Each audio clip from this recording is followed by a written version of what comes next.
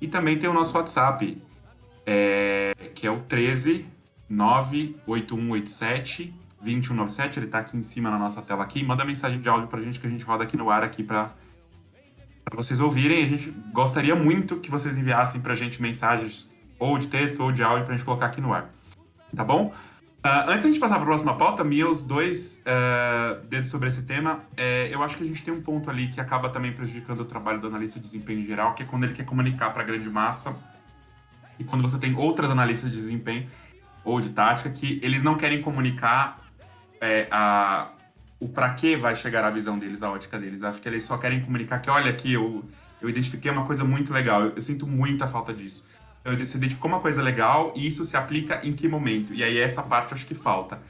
A divulgação somente, ó, eu verifiquei uma coisa super legal aqui que ninguém nunca viu e vocês não viram e ninguém mais viu, sendo que qualquer um pode ter visto, né? Porque várias pessoas assistem o jogo, mas ele não, acho que não finaliza, acho que ele não dá o porquê que ele tá falando sobre aquele tema ou aquela análise, ou falando daquele espaço. Eu brinquei com bloco baixo, mas é um pouco disso, assim, vocês não estão enxergando, mas é porque a gente marca em bloco baixo. Tá, mas o que que isso significa, né, na prática? O que que isso ocasiona, né, nesse ponto? E acho que isso dificulta pra caramba. Mas a gente quer falar sobre o tema principal aqui da nossa live, que é para falar sobre Corinthians de VP. Corinthians de VP. E eu já abro com uma pergunta de vocês, assim, eu sou meio voto vencido no Twitter ali, eu acho que também no Twitter às vezes você não consegue falar muitas coisas do que você pensa, embora eu abuse 280 caracteres, assim, até o máximo, que eu puder ir até em fios, né? Me identifiquei. Já tenho um tempo já que eu tenho batido na tecla de que a gente tem um problema de elenco. O nosso elenco é desequilibrado e o nosso elenco ele não tem muitas características daquilo que é a proposta que o técnico faz, né? E recentemente, recentemente, né? Ontem, o Vitor Pereira falou um pouco disso, sobre essa questão de elenco e desequilíbrio de elenco, que é uma coisa que eu já venho batida há muito tempo, até porque também a gente teve, independente da proposta do VP, se você concorda, se você discorda, que ele faz muito rodízio, que ele muda muito o sistema, que ele às vezes começa com três, com uma linha de quatro, depois muda para uma linha de três, que ele coloca o Mantua como lateral, como ala, o Mosquito como ala, como lateral. Eu acho que é importante também analisar que a gente tem poucas peças e peças que têm produzido muito menos, infelizmente, né? As principais contratações do Corinthians não produziram aquilo que se espera delas. Pelo menos o que se vendeu delas, né? Tem isso também, né? Existe a expectativa criada ali pela diretoria. E eu queria que vocês analisassem um pouco qual a opinião de vocês sobre essa questão do Corinthians de VP. Se eu não esqueci de nada, Dani, da pauta, você me fala, tá? Corinthians e VP, como é que é essa questão do rodízio, como é que essa questão que vocês analisam essa questão de elenco. E quando vocês finalizarem, tem um tema também bacana para falar sobre o que é mais importante, se trabalhar o elenco, né? Construir elenco com base nas ideias do treinador, ou o time ter uma ideia própria, ter uma identidade própria, e o treinador se adaptar. É um pouco do tempero. Isso aí, acho que o Marcos começa, né? Foi mal, fiquei Isso já voltou, isso já voltou. Eu só acrescentaria algo nesse raciocínio que você colocou, Ed, mas tem a ver um pouco sobre o que você falou em relação à montagem do elenco, né? E realmente a gente teve, né, jogadores que vieram, foram contratados dentro de um planejamento que a gente não sabe como aconteceu e se vendeu uma expectativa muito grande, né? Mas eu fico imaginando eu vou fazer a pergunta logo depois, como é que isso foi vendido para o VP durante as negociações, sabe? Porque da mesma forma que o VP hoje no Corinthians ele consegue fazer uma análise das peças que ele tem e, enfim, tá enxergando, né, a situação, porque ele já tá no clube há 3 meses, ele deve ter feito essa análise prévia também para saber se assinaria com o Corinthians ou não, né? E ele tem uma equipe fixa dele, que já tá com ele há alguns anos, que foi com ele pra lá e pra cá no mundo afora. E baseado no conhecimento que vocês têm assim sobre como funciona o trabalho de um treinador, taticamente, tecnicamente, vocês acreditam que não seria possível prever de forma alguma que ele teria esse tipo de problema no Brasil? De elenco curto, baseado no calendário, não seria possível projetar nenhuma das dificuldades que ele está tendo agora? Vocês acreditam que realmente foi tudo uma surpresa para ele, de acordo com o que ele foi vivendo? Só incluiria esse debate aí dentro do que a gente vai falar agora. Pode ir, Marco. Vai, fala agora. Começa primeiro. Não, acho que até começando pelo final, Dani, eu acho que não é uma surpresa. Até porque vários treinadores portugueses têm passado por aqui recentemente, né? Ele não foi o primeiro, está longe de ser o primeiro, e todos eles têm feito as mesmas reclamações. O Abel Ferreira foi porta-voz disso praticamente sozinho por quase 2 anos aí no Palmeiras. Agora o Vitor Pereira se soma a essa mesma mensagem de contestar. Acho que essa é a principal diferença em termos comportamentais, a média de treinadores estrangeiros para a média dos treinadores nacionais. Os treinadores nacionais sempre viveram isso aqui. Então, para eles, essa cultura é o natural. Essa é a realidade. É quando eles forem para a Inglaterra, porque isso também é muito raro, né? Aí passa por um outro problema, que é muito difícil você ver treinadores brasileiros fora do Brasil.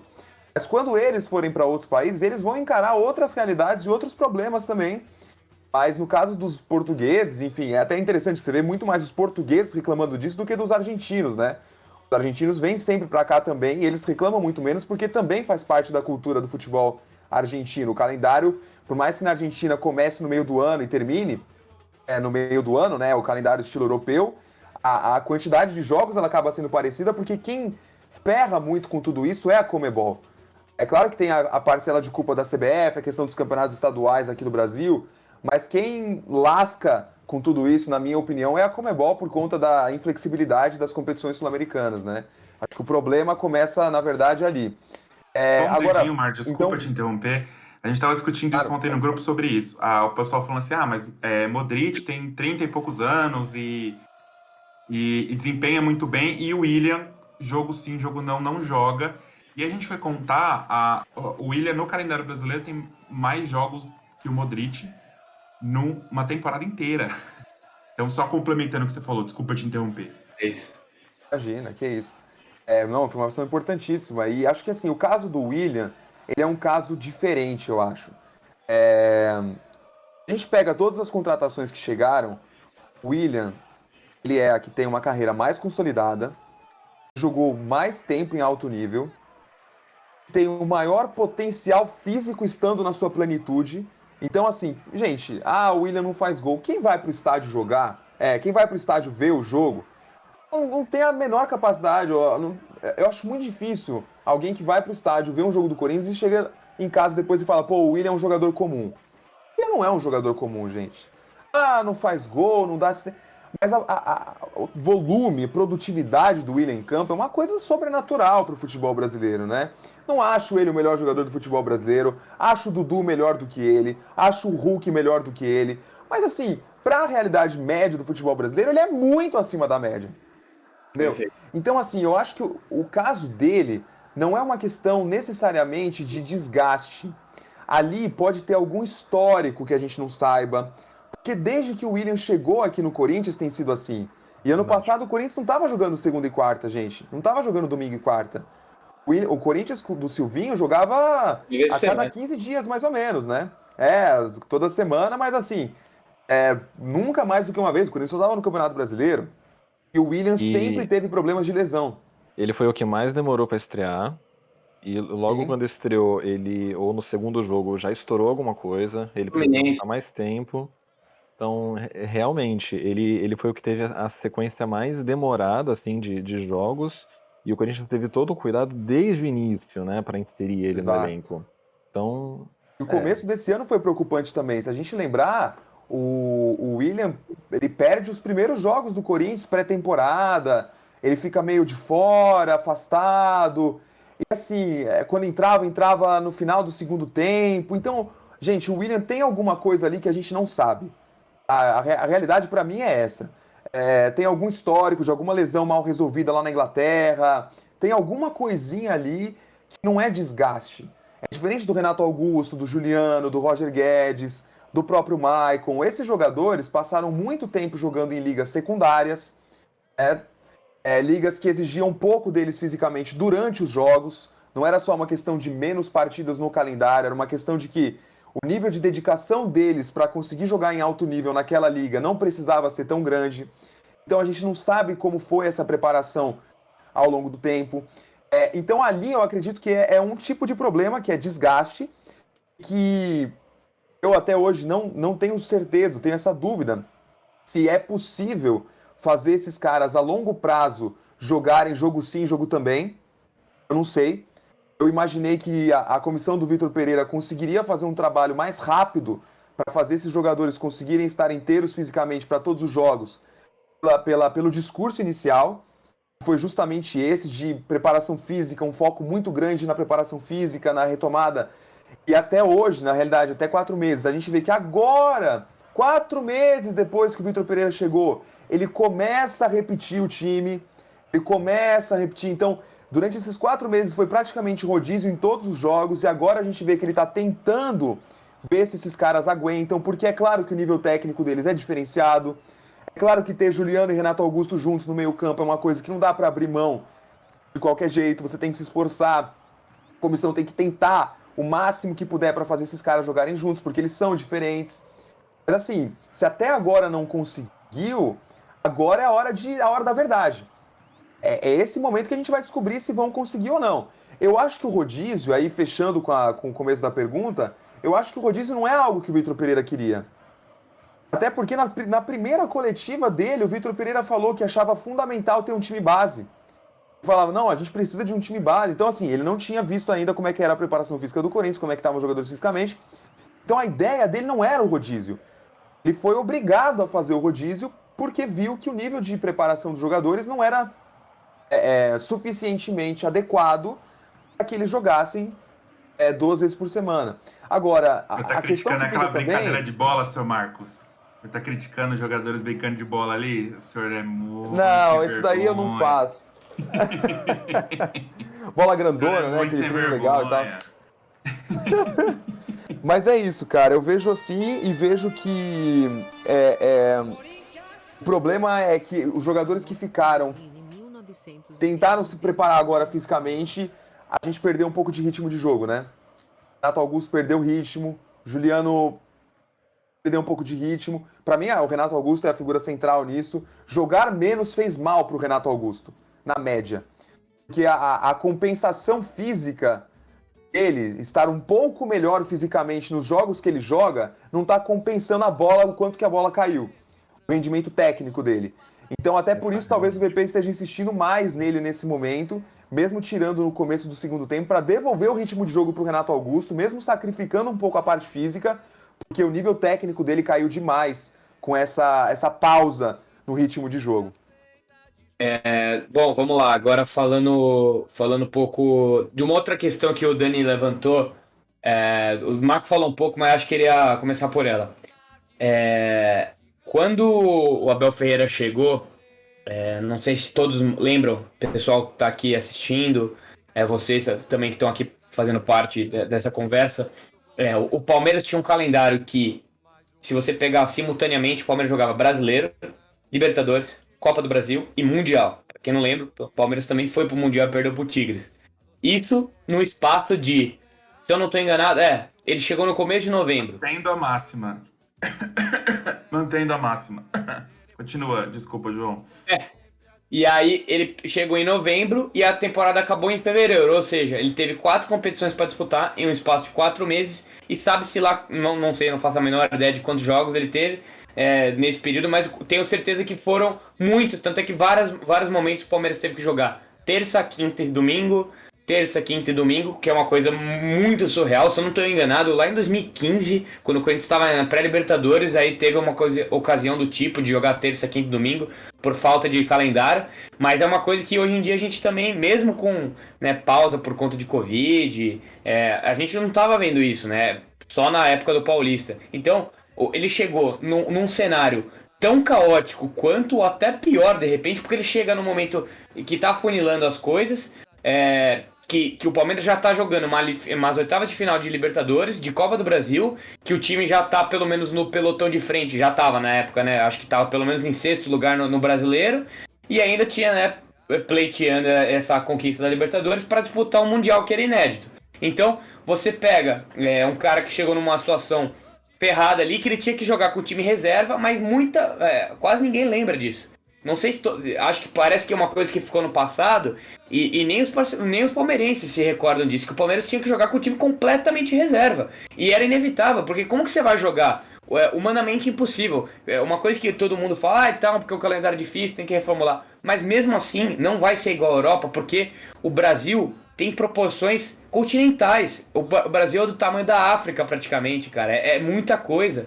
A África inteira, todos os países. O Brasil é gigantesco, é muita terra. O Fortaleza, se você pega a distância que eles estão percorrendo desde o começo do ano, é loucura. O Fortaleza, pra mim, é o time que tá mais prejudicado desde o começo do ano. Os caras jogaram Copa do Brasil, Copa do Nordeste, Brasileirão, Libertadores.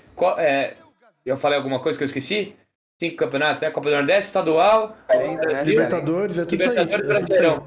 E com certeza isso ajuda a piorar o desempenho no Brasileirão. Porque não sei se todos estão acompanhando, mas o Fortaleza varia muito pouco o seu time, né? O Iago Pikachu joga todos os jogos, o Marcelo Benevenuto joga todos os jogos, o Zé Wellison joga todos, Capixaba, que joga aqui no Corinthians, joga todos, Lucas Lima joga todos. Assim, muda muito pouco lá. E eles estão lá no Nordeste. Então, para você descer pro Sul, pro Sudeste é difícil, sabe? Então, ainda você tem o lado bom, podemos dizer assim, que não tem times do Norte aqui no Brasil, na primeira divisão. Porque imagine se tivesse, para você jogar contra um Manaus da vida, sabe? É da ponta a ponta, é muito difícil. O Internacional vai ter que jogar contra o Manaus da vida. Então, isso é uma coisa que nunca vai mudar, não adianta. Não tem como. Se o Modric viesse jogar aqui no Brasil, ele ia sofrer muito. E ia sofrer do nível até, acho que pior do que o William, porque ele joga numa faixa de campo, que o Renato joga também, que ele tem que pisar a área a todo momento. Então, assim, é um problema que a gente vai falar daqui a 50 anos, 60 anos, isso nunca vai mudar, pelo menos em termos de tamanho do Brasil, porque é muito complicado. E vocês lembram também da época que o Brasil enfrentava, né, os times brasileiros enfrentavam os mexicanos. E teve uma época que queriam colocar os times estadunidenses contra os times brasileiros. Imaginem isso, que loucura. Não tem como, gente. É atravessar o continente para jogar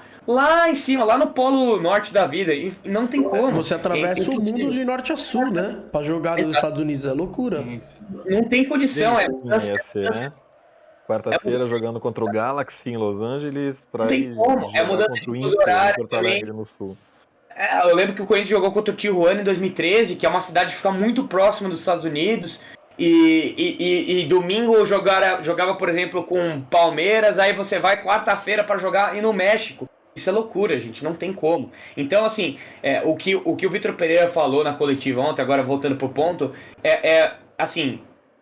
Para mim tem dois pontos nessa conversa toda de rodízio.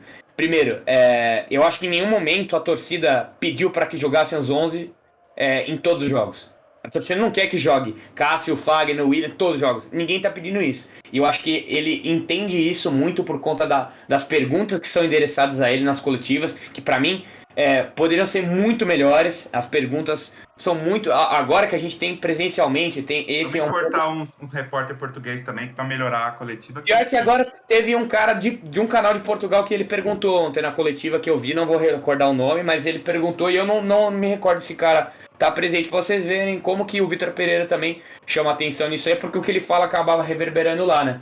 Mas então, só para recapitular esse ponto, eu acho que em nenhum momento a gente pediu isso, né, o torcedor ou qualquer pessoa da imprensa, mas eu acho que se criou uma coisa de rodízio, de que tem que jogar os melhores, tal, que isso meio que pegou na cabeça dele, e ele deu essas respostas puto da vida, e eu na pele dele estaria até mais bravo ainda, porque não tem como. E assim, muitos falam que ele tá tirando leite de pedra. Eu também, assim, assistindo o jogo ontem, você começa a reparar nisso daí. O Corinthians tem muito jogador jovem vai oscilar. Os que não oscilam são vendidos. Ou, por exemplo, o Palmeiras da vida, eu sei que é chato ter que ficar falando do exemplo, mas é o que tá dando certo. O Danilo já tá no 3º ano do Palmeiras. O Danilo jogando no Corinthians ele estaria aqui no Corinthians ainda? Não, já teria sido vendido, porque um jogador da qualidade do quilate dele, o Corinthians precisando de dinheiro, teria feito essa venda, não tem como. E ele já tá lá. Ele tá no 3º ano, mas é exatamente o que você falou, né? Os 2 primeiros anos ele não era titular absoluto, né? Ele oscilava, às vezes ele jogava, ele ajudava, ele se estabilizou mesmo nesse 3º ano, porque é jovem, natural.